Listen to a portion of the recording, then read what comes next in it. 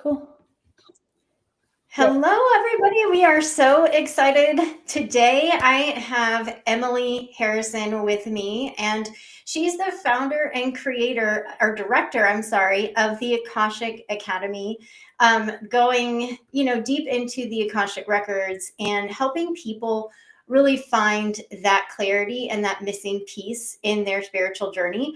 So I'm really excited to just dive in and ask you all the things. With this kind of work, where did all of this start for you? Well, it started from the very beginning of my life. I think really like all of our work does, our sacred work, our mission. So I grew up really into spirituality, immersed in the church. It looked like traditional religion, which not all of that worked for me. I really liked feeling like I was in the presence, the vibration of source energy, right? I was also interested in ghosts and things that were paranormal, but didn't really have a whole lot of reference points growing up in small town Missouri. I did, however, like I said, I was a church girl, but don't get me wrong, I definitely was a bit of a rebel too. And that rebel nature came out in my life in college. I quit life in Missouri when I was 19, hightailed it to Hollywood to become an actress, and had a lot of beginner's luck, Candace. I got into audition rooms right away, but what I discovered was I was not very good. I needed to train. I sucked, really. I had a lot of potential in my mind, but had trouble living up to that potential, like within my body, embodying what I felt like was possible for me. So, of course, I began to train in acting, and I also began to study metaphysics. And the more I dove into metaphysics, the more I learned about the quantum field, the law of attraction, our soul's, journey here in this life, and how we can become empowered. And when the Akashic Records dropped in my field, I had been studying metaphysics and really intrigued by the whole conversation for probably about 20 years. And the Akashic Records illuminated in my field when it was time for a timeline shift. I was at a crossroads. I wanted to help other people, but I did feel very stuck in, it wasn't so much a traditional job. I was a Hollywood actress, for goodness sake. And I felt the limitations. I felt stuck. I mean, on the outside, it looked like I had really cool aspects of my life. Like who wouldn't want that life? And then on the inside, I was really struggling, Candace. I mean, I was trying to balance motherhood and wanting to have a big career. I had challenges in my marriage. I was married at the time, but I didn't have the skills to understand or work through, because really they were deep reflections of my own trauma that I didn't have the skills to work through. And when I discovered the Akashic Records, so for those of you who are new and you're learning about the Akashic Records, this is the realm of consciousness that holds all information, past, present, all possible futures, and is recorded from a neutral perspective. So a journey, an account of everything that you've experienced in your life, Candace, and everybody out there watching, that is recorded in the space of the Akashic Records. However, caveat, it's not recorded from the same perspective as we experienced it. It's recorded from the God mind, unconditional love and zero judgment, right? In addition to everything we've experienced in the past, every possibility that we would experience in the future, every decision that we would make that would lead to an outcome or a timeline, all of this is available for us within the space of the Akashic Records. And what I discovered was every human on the planet is naturally wired into this technology. That's Right. All right. And so once I discovered that we can tap into this God mind, this goddess mind, and get instantaneous wisdom, guidance, and clarity about our life, the game changes. Right. So my life made a shift once I discovered the records and how powerful they were for me. I was like, my mission truly is to return the technology of the Akashic Records to the planet, because we are at a critical time of evolution here. And this is technology that helps us zero in on where our soul lessons are and how we can grow and expand past our previous limitations with more ease. Yeah. Well, and I'm so glad that you dove into what the Akashic Records are. I don't feel like anybody's ever explained it quite in that way, and it's really beautiful. And I mean, you said it, we're in this huge shift collectively, and where do you feel Where do you feel that matchup for us? Like, how do you feel like we're starting to have this conversation now?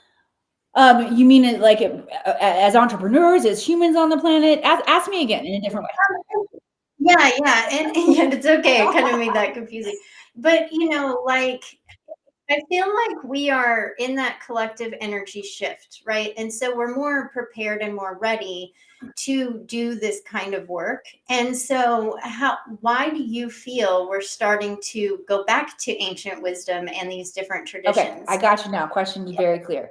Here's why. Yeah.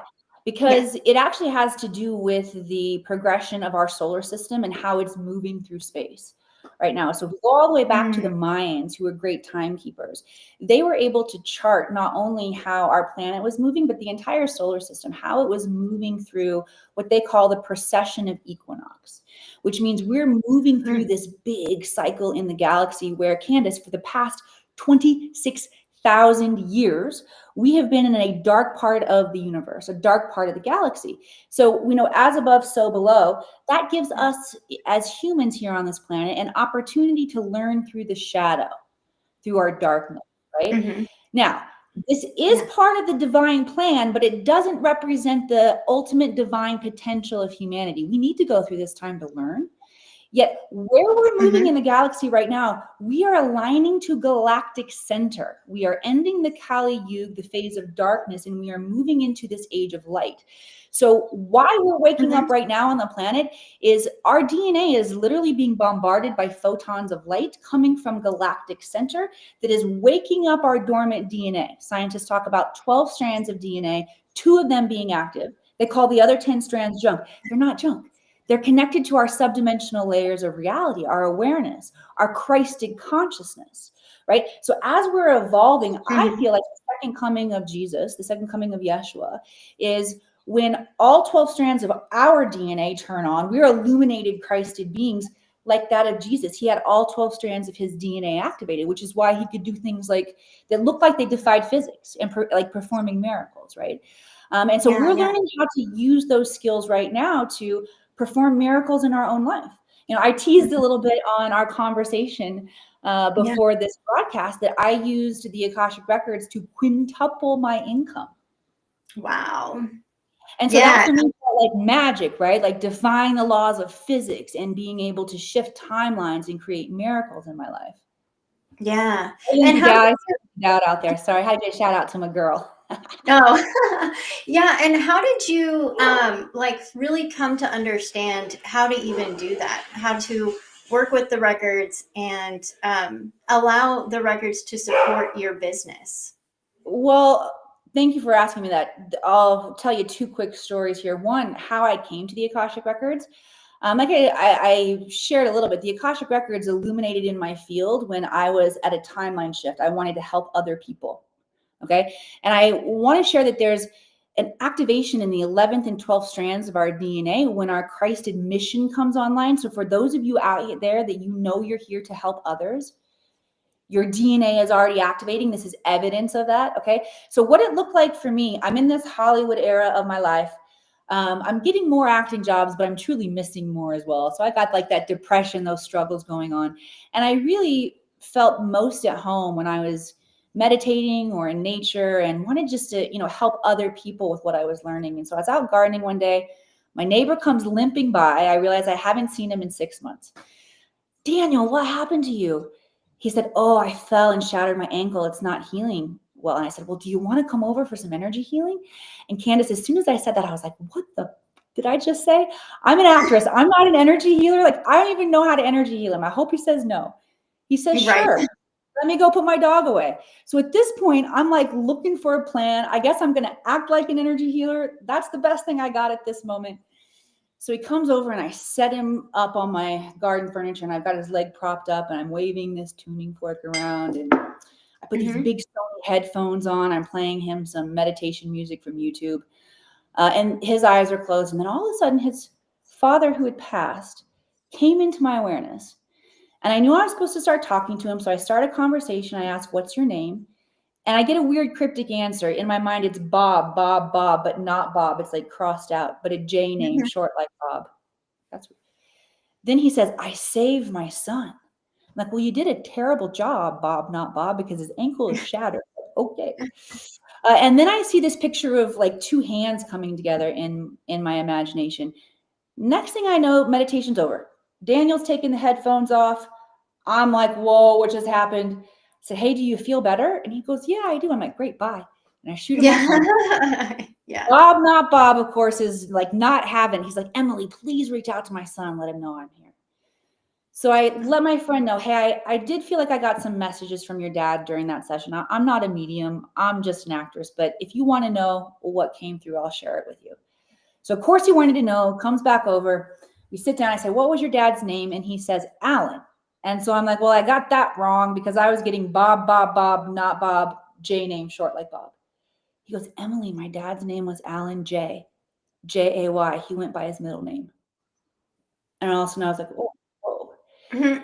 Then I shared with him, well, your dad said that he saved you. And Daniel took a step back and he was like, well, here's what happened. I'd had vertigo for 2 months. I'd gotten better, wanted to go shopping for my girlfriend, went out shopping in this jewelry store and the vertigo came back. And I didn't want to pass out in the jewelry store. So I stepped outside where I did pass out. The paramedics found me and said 2 more inches and I would have fallen down 2 flights of concrete stairs. I know. So again, wow. And then I shared with him the vision of the hands and he started to cry. And he said, Emily, my dad and I were estranged for 30 years. And we reconciled before he died. I was holding his hand when he died. And there was so much healing, not the physical healing of his ankle that I thought, but the healing that happened for both of us in that moment. Him having that connection with his dad, me being able to recognize I had turned something on and was able to communicate with this realm of intelligence, this Akashic field that's all around us. The Akashic field holds masters, teachers, loved ones, our loved ones who have passed, our guides come forward to communicate with us. And it became my mission in that moment to share this with other people. That those of us out there who feel like there's more to life, yes, there is more. There is a pervasive intelligence all around us here to communicate, help, and support us at all times. So that's how I discovered the Akashic Records. And I've learned how to become an entrepreneur through the process of wanting to bring this back to the planet. So, girl, I have learned many lessons. The Akashic Record helped me with many lessons along the way, because really, I mean, once we recognize that our soul comes here to learn and evolve, we're going to learn and evolve through everything that we're experiencing, including your businesses out there, soul-driven entrepreneurs, right? That becomes the vehicle for your expansion. And there are no business problems. There are only personal problems. There's only areas where we need to up level and grow. So when it comes to, using this with entrepreneurs and myself, I let the records help me reverse engineer myself. Like I should say dissect myself, understand the root nature of the lack or the limitation or the playing small that we do in our business. And how to break free from that. And now I'll use the word reverse engineer to reverse engineer the timeline of our highest potential. Wow. Yeah. Well, and it's such powerful work. Like, that's the thing is, like, every single lesson that we learn and every pattern that we move through, it really, like, up levels is like such a small word because it really allows our experience to have so much more depth. And like, why do you think, again, like, entrepreneurs really need this guidance in their because you just mentioned, like, the limiting beliefs and the how we play small, and so why do you think it's I'm so excited to answer this question, because entrepreneurs change the planet, and I'll tell you more about that. But I did want to speak before I get really passionate and forget this next thought. Before I dive into that, you talk about up leveling, feeling like it's only scratching the surface, like that doesn't encompass the impact of this work. Try this on for me. How about a timeline collapse or a timeline shift, right? Quantum jumping, leaping. That's truly what we're doing, is we're up leveling into a parallel reality where we have a different set of possibilities that we get to experience. It's great stuff. Okay. Yeah. Here's why entrepreneurs need this work. What I have come to realize is that those who direct the collective consciousness of the planet, like who sets that frequency? It's not the leaders and the government officials that we think of. Okay, there are two genres of people on the planet that set that frequency of consciousness. One are storytellers. Storytellers, and think about media because they frame our imagination. They show us where the edge of our imagination is. They also can either desensitize or sensitize us. Okay, so we are being very manipulated by storytelling on this planet right now. Storytelling helps set the frequency of consciousness and what is possible. The other genre is entrepreneurs, because entrepreneurs, we are either creating products and services for society that advance or evolve society or dumb us down. It's one or the other. Wow. So entrepreneurs, and if you're drawn here to Candace and I, and you're drawn into, this frequency, you are here. Your soul chose to be here right now during this time when we are aligning to galactic center, because you're part of the waking up and the holding the frequency and creating the new paradigms and structures for the planet, for the new earth. You're creating the products and services and opportunities and experiences for people that allow them to know themselves and step into their greatest potential so that we can collaborate here on the planet and truly exit the time of the Kali Yuga, the dark age, and move into a state of peace, prosperity, and power here on the planet for each individual. That is the ultimate destination, the divine blueprint. And that's the opportunity that we have right now, even though it looks like everything's breaking down out there, y'all. It's breaking down because we're here to build new constructs, new paradigms in all aspects of human life. Yeah. Well, and how do you help people go beyond just the seeking of answers and more so like making this a way of living? That's a great question. Well, there's nuance to that, and it's not rocket science. I mean, there's a stage after we get the wisdom that we've got to embody the wisdom. We've got to figure out, okay, that's really powerful. I get it. I get why I've been this way, or this pattern's been playing out in my life. Oh, I've been playing out the victim mentality. Then we also need to figure out what's next. We need to create something different for ourselves. Otherwise, we've just got the knowledge. We haven't actually embodied it to make change. So if the records holds all information, we might as well ask it how we embody the change as well, right? While we're in there.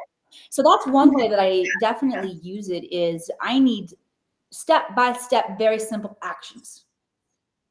So asking for those actions, and that's part of the reverse engineering process, right? Okay, so I recognize that I'm in this victim mentality. I don't want to be in victim mentality anymore. I want to feel empowered.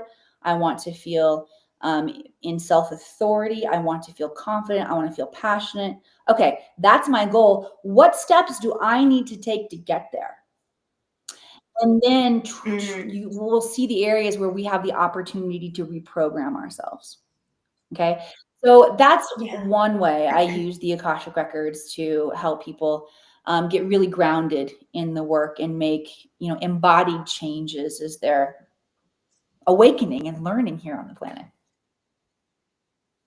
Yeah, I love how you're saying embody the change, because there is a shift that happens, and the moment that you realize it, it's just literally a game changer.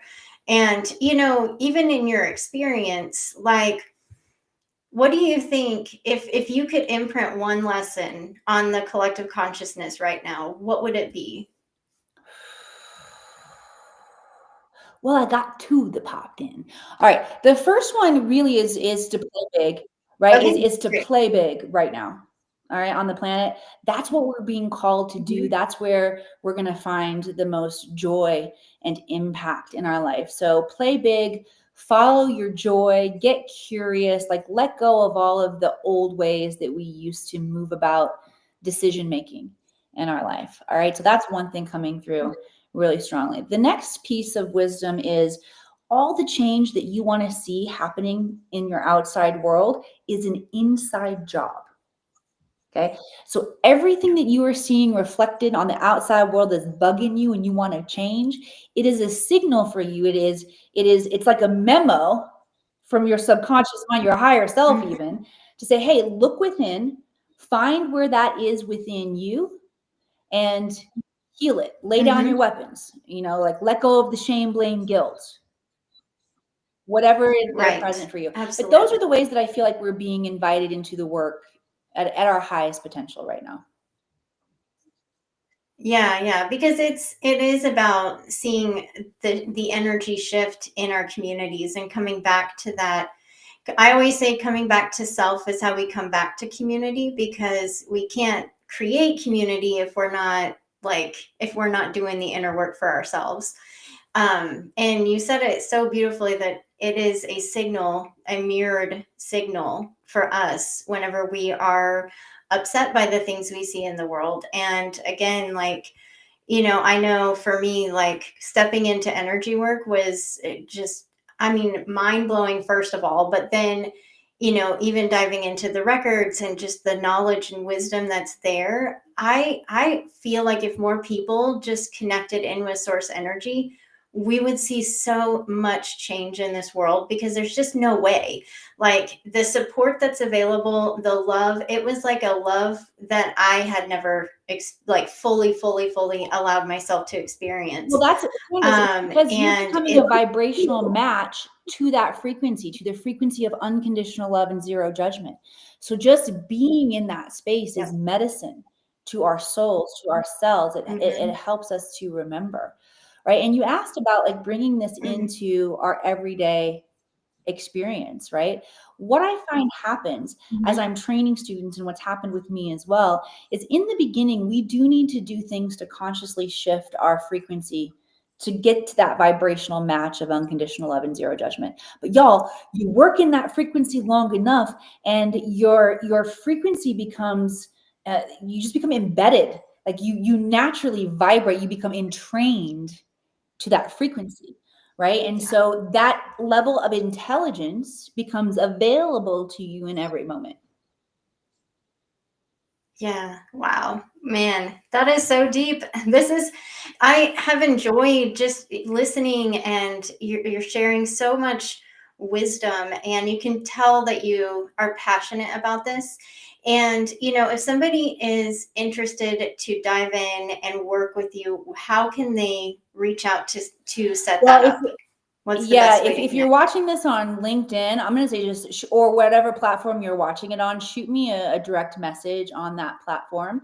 And if you're watching on a platform that you can't send me a direct message, send one to me in my email, emily@theakashicacademy.com. Yeah, I love it. And you have a retreat coming up, don't you? And a really cool experience. Do you want to share about that a little bit? Yes. So this is an experience that we do once a year, and I take my students who have trained with me in the Akashic Records into one of the most powerful vortexes on the planet, Mount Shasta. Okay. So I open the Akashic Records of Mount Shasta to see, okay, what's available here and how can people come here to transform? And here's what I got, y'all. And this is so fun. We've been doing this for the past 5 years. So the Akashic Records is the root chakra of the planet. Just like we have 7 chakras that run up our spine, which we actually have a lot more, guys, but 7 main ones that run up the crystalline tube. Planet Earth also has these chakra points, and they're dialed into different aspects of our experience here on the planet. The root chakra has to do with our safety, our security here on the planet, and where we're anchored in to the planet herself. So when we go into a planetary vortex, holding the frequency of aligning to our mission and our highest potential, that adjusts from the root of our lives. So there's incredible power that we can harness just by having that awareness going into these chakra points.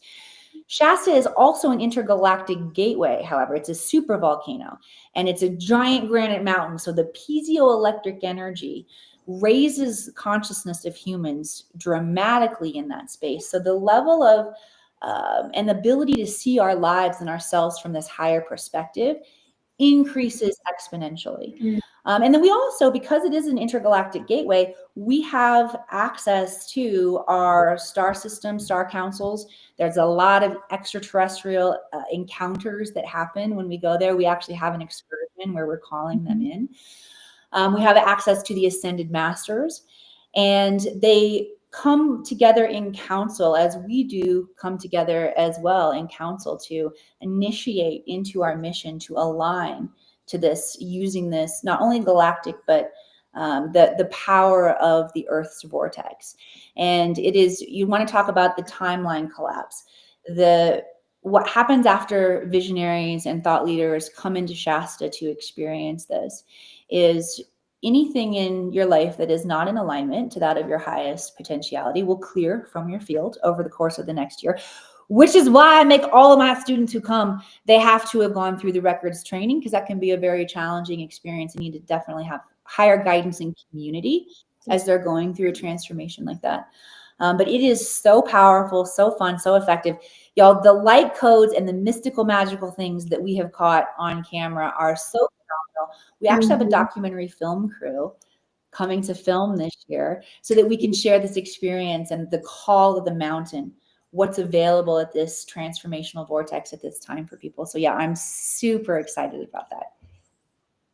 Yeah, that's going to be phenomenal. And it's just, again, it's going to continue to open potential for others. And it's just such a beautiful experience. Like from what you've shared, I can just imagine how connected people become, and just the community that is built. It creates massive acceleration in people's personal and professional lives. So I've seen people step into those soulmate relationships that they're looking for after being in Shasta. They clear out the old trauma wounds, and they step into what their soul is really desiring to experience in terms of sacred relationships. I've also seen massive shift in business. I mean, myself included. It was after that first experience at Mount Shasta that I quintupled my own income by clearing some old success ceilings that I had, and had an opportunity to speak at Harvard. I don't know if y'all remember the first part of my story. I dropped out of college, y'all. So to be speaking on stage, a keynote at the Harvard School of Education, definitely felt like, wow, some timelines have collapsed for me to be here and to be able to share what truly is the most profound educational tool in the galaxy, as far as I'm concerned, but we'll just keep it with planet Earth for now. To share that with, honestly, at Harvard University, felt like, wow. And so yeah, business shifts, life, personal shifts, health shifts. So for people who are looking for that accelerated expansion of their soul, this is a unique opportunity for them to walk through that portal. Yeah. Well, and again, even just you being at Harvard to talk about all of this work shows that we're more and more ready to step into this and have that deeper alignment and the clarity that comes from, doing this work. Well, I appreciate you so much for coming on to share. And, I love having these conversations because there's such a unique energy that you provide. And I know that whoever needs to align is going to connect with you in that way. So thank you so much for being here today. And again, I will make sure that everybody knows how to get more information about you and your practice. And if they're interested to dive in and learn more, they can reach out. I look forward to it. Thank you, Candace. Thank you, everybody who's been here. Yeah, I look forward to connecting with some of you after this.